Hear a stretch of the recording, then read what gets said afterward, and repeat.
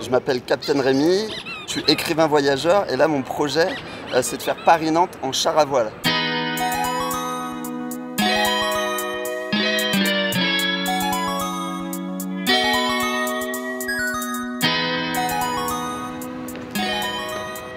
Je pars ici. Je devais aller à Nantes jouer mon spectacle en jet privé et je me suis dit, suite à l'affaire du PSG avec Mbappé et Galtier, que c'était peut-être pas une si mauvaise idée d'y aller en char à voile. La société qui organise nos déplacements est en train de voir si on peut pas se déplacer en char à voile. J'ai trouvé la blague très bonne et je me suis dit je vais pousser jusqu'au bout cette blague parce que j'ai envie de marquer le coup en disant bah en fait notre planète on n'en a qu'une, il faut en prendre soin maintenant. Il y a des solutions autres que le jet privé qui existe. 90% d'humidité, 90% de chance de flotte avec orage, risque d'orage.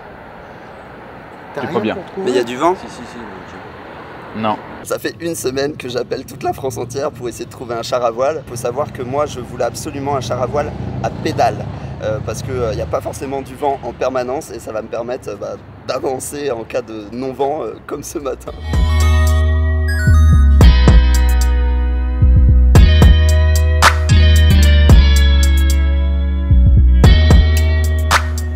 Je vais essayer d'avancer. Le président de la Fédé de char à voile a dit que ça se faisait en 8 heures.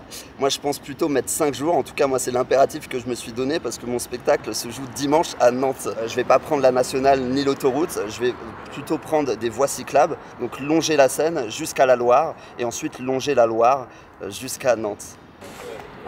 Et voilà. C'est bon. J'ai juste des gâteaux. Une banane. Et une banane. Et non, j'ai rien pour dormir, j'ai juste un caleçon de rechange, un caouet pour la pluie. Et ensuite, on va essayer de dormir chez l'habitant en chemin. On se revoit à Nantes?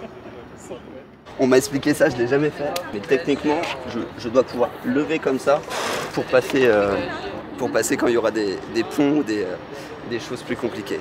Savais-tu qu'un Paris-Nantes en char à voile consomme 10 millions, 2 fois moins qu'en jet privé? Alors, est-ce que tu vas être pour le réchauffement climatique ou la fin du monde? Ça fait 3 ans que je suis militant écolo, que j'ai décidé de ne plus prendre l'avion, de ne plus manger de viande. Les élites, les puissants devraient montrer l'exemple. Moi j'ai envie que les gens vivent des choses folles, mais en France, à domicile, sans émettre de CO2. Il y a déjà des solutions qui existent, comme prendre le TGV.